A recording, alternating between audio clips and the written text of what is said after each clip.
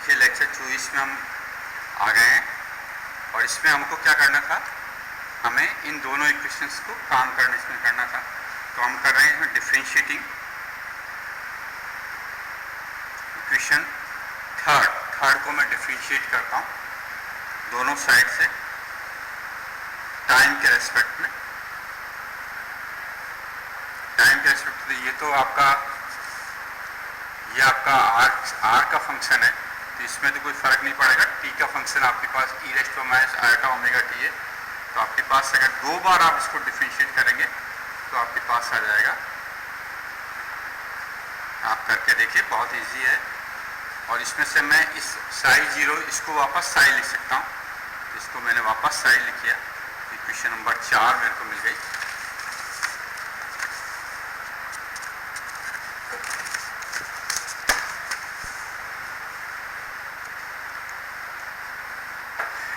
चार को एक में रखने पर, 4 को मैंने एक पे रखा तो D two psi upon D X square plus D two psi upon D Y square plus D two psi upon D Z square equal to minus omega square upon U square psi. इसको उसमें रख दिया मैंने। यहाँ पर हमको मालूम है, यहाँ omega equal to 2 pi nu, बहुत बेसिक रिलेशन हमको मालूम है। 2 पाई न्यू इक्वल टू होगा यू अपॉन लेमडा, छोटी क्लास में पढ़ा हुआ है अपने, v equal to N lambda. यहाँ पर v वेग हुआ करता था, तो यहाँ पर वो वेग हमने u मान लिया है, n की जगह न्यू मान लिया है, तो ये यहाँ से आया। यहाँ से ओमेगा अपॉन u निकाला मैंने, ये आपके पास आया 2 पाई बाई लेमडा। इसको मैंने इस समीकरण में रख दिया, तो मेरे पास आ गया del square psi equal to minus omega upon square है ये 4 pi square lambda square psi equal to 0। यहाँ यूँ कह दीजिए 4 pi square upon lambda square psi equal to 0। Equation number 6 मान लिया मैंने इसको। अपन सॉल्व करते जा रहे हैं, ध्यान रखिए। अभी तक हमने कोई भी क्वांटम यांत्रिकी या कोई भी नया कंसेप्ट या डी ब्रॉगली कुछ नहीं लगाया। ये सिंपली श्रोडिंगर ने क्या किया, पुराने जो तरंग के आपके सिद्धांत थे उसी को आगे बढ़ाया। अब नया कंसेप्ट लगा रहे हैं कि तरंग यांत्रिकी से हमारे पास हमको मालूम है डी ब्रॉगली की तरंग दैर्ध्य से lambda equal to H upon M V होता है। Lambda equal to H upon M V होता है। तो आप अब इसको पहली बार, ये क्लासिकल था सारा कुछ ही, क्या था जो आपने 12th में पढ़ा हुआ, फर्स्ट ईयर में पढ़ा हुआ क्लासिकल। इसमें कहीं पर भी क्वांटम कंसेप्ट या नया कंसेप्ट नहीं आया। नया कंसेप्ट अब हम सबसे पहले काम में ले रहे हैं। वो कंसेप्ट कौन सा ले रहे हैं, डी ब्रॉगली की हाइपोथेसिस का जो सूत्र है lambda equal to H upon M V होता है। ये पहली बार इसमें हम रख रहे हैं, तो आपके पास इक्वेशन हो जाएगी 4 pi square M square V square upon H square psi equal to 0। Question number 7 ये मैंने इसमें रख दिया लैम्डा की जगह।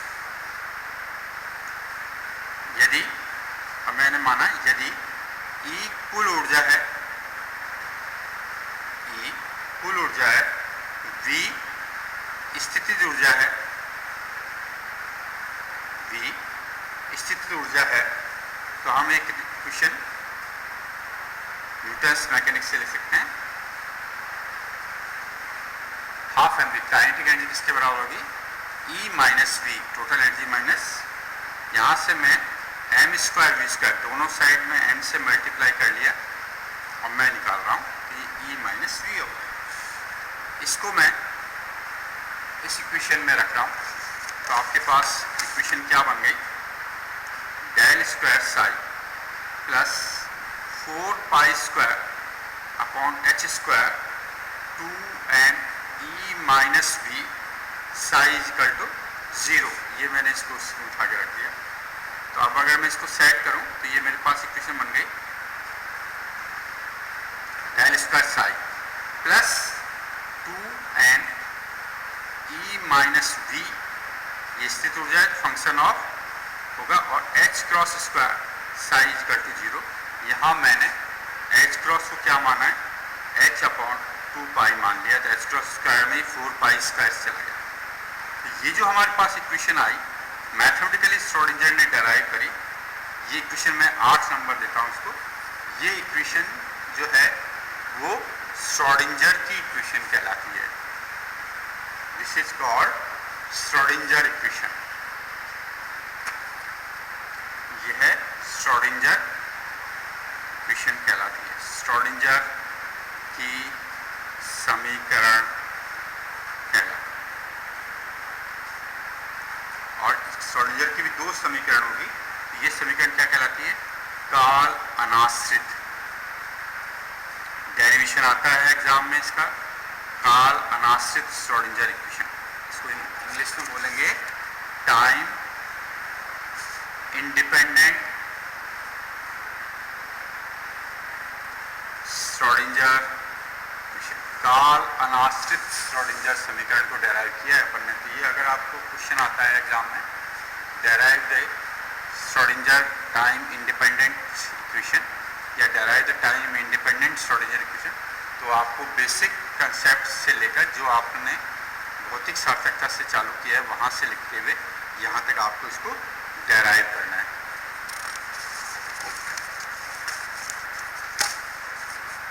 आप देखिए, आप इसी आर्टिकल में आइए, इसमें केस फर्स्ट, हमारे पास जो इक्वेशन नंबर 8 है उसी में केस फर्स्ट लगा रहे हैं, और वो है Schrodinger equation for a free particle. अगर आपसे कोई कहे Schrodinger equation for a free particle, मुक्त कण के लिए, हिंदी में बोलेंगे इसको, मुक्त कण के लिए श्रोडिंगर इक्वेशन प्राप्त करिए, तो उसी को आगे चला रहे हैं।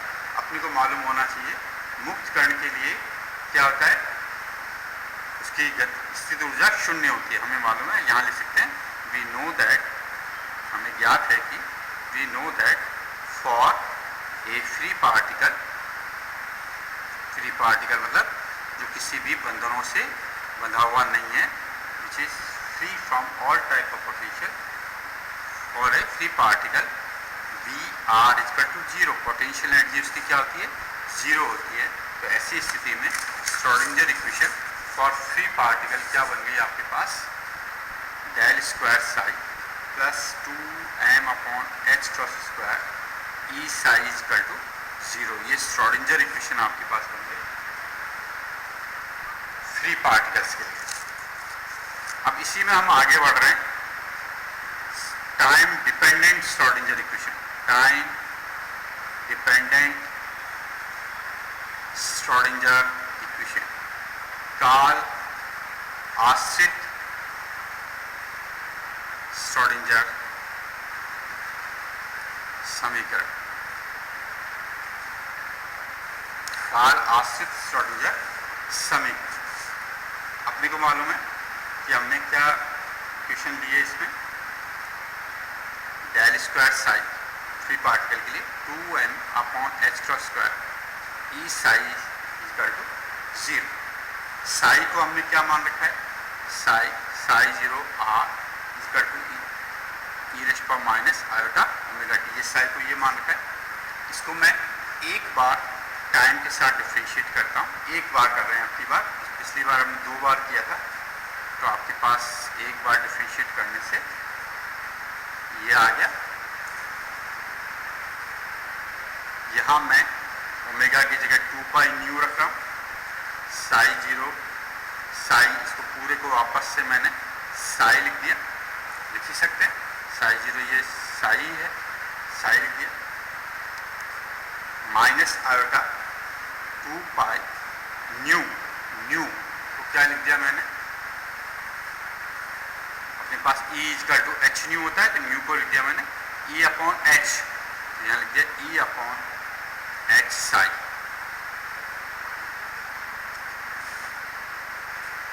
तो आपके पास आ गया delta psi upon delta T, इसको मैंने आयोटा से ऊपर नीचे गुणा करा, iota 2 pi E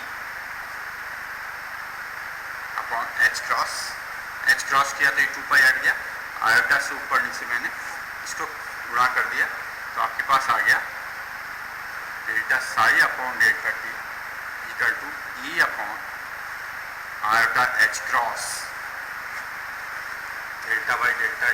delta psi upon delta t equal to e by iota h cross.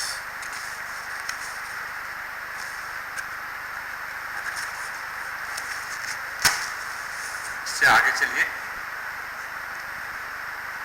अब अपने पास दो इक्वेशन थी, एक तो थी del psi plus 2m upon H cross square E psi equal to, ये लिखी थी हमने एक इक्वेशन। एक हमको हमारे पास क्या आ गया delta psi upon delta t equal to e upon iota h cross psi, ये दो चीज़ें आ गई हमारे पास।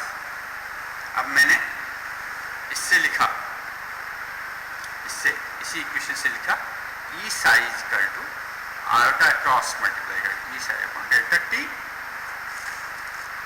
इस इक्वेशन को इसमें रख दिया मैंने तो आपके पास आया del square psi plus 2m upon H cross square ई साई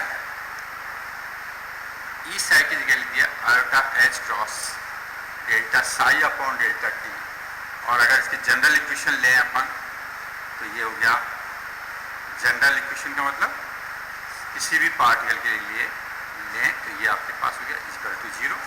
ये तो था फ्री पार्टिकल के लिए, और जनरल पार्टिकल के लिए ये इक्वेशन आपकी ये बन जाएगी। तो आपके पास आ गया del square psi equal to minus 2m, इसको इधर ले जा रहा हूँ मैं, minus 2m upon H cross iota h cross delta psi upon delta t minus v psi. इसको मैं लिख सकता हूँ, इसको मैं सेट कर रहा हूँ वापस से, देखिए इसको इधर क्रॉस मल्टीप्लाई कर सकते हैं तो ये हो गया आपके पास minus h cross square upon 2m, ये पूरा ब्रैकेट इधर की साइड क्रॉस मल्टीप्लाई हुआ डेल स्क्वायर साई, और ये भी फंक्शन r का है और ये भी फंक्शन r का है तो आपके पास v साई, और इधर टाइम वाला फंक्शन रख लिया, टाइम वाला फंक्शन केवल क्या रहा delta psi upon delta T. Easy है, क्या किया मैंने इसको क्रॉस मल्टीप्लाई इधर कर लिया और पोजीशन फंक्शन एक साइड कर लिया और टाइम का फंक्शन अलग कर लिया। ये पोजीशन के ऊपर डिपेंडेंट है, ये टाइम के ऊपर डिपेंडेंट है। ये इक्वेशन जो आई ये इक्वेशन कहलाती है श्रोडिंजर इक्वेशन या time dependent Schrödinger. Time dependent, ये टाइम पे डिपेंड कर रही है, देखिए साई टाइम के साथ में चेंज हो रहा है तो टाइम डिपेंडेंट श्रोडिंजर इक्वेशन कहलाती है। यहाँ पर अगर मैं H cross upon 2 pi plus v इसको मैं अलग निकाल लूँ ऑपरेटर फॉर्म में तो ये बन जाता है, इसको मैं लिख सकता हूँ एच साई इक्वल टू, ये इक्वेशन लिख सकता हूँ, या H Sai equal to e Sai भी लिख सकता हूँ। यहाँ एच क्या कहलाता है, हैमिल्टोनियन संकारक कहलाता है, it is called Hamiltonian operator. Hamiltonian scientist का नाम है हैमिल्टोनियन ऑपरेटर। ऑपरेटर है, डेल स्क्वायर भी ऑपरेटर है, देखिए डेल स्क्वायर ऑपरेटर इसको हैमिल्टोनियन ऑपरेटर किया। और ई की जगह क्या लिखा मैंने iota H upon delta by delta T, ये ई भी एक ऑपरेटर की तरह है, iota h cross delta by delta T.